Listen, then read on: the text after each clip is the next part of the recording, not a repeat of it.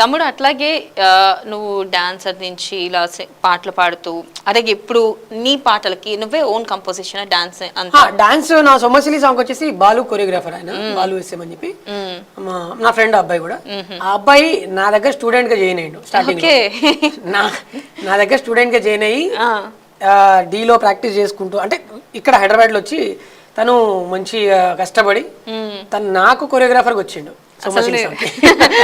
Student choreographer అయ్యాడు అక్కడే.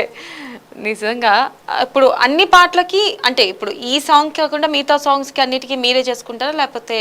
నేను ఇప్పుడు ప్రెసెంట్ అయితే కొరియోగ్రాఫర్స్ ని పెడుతున్నా మేడం.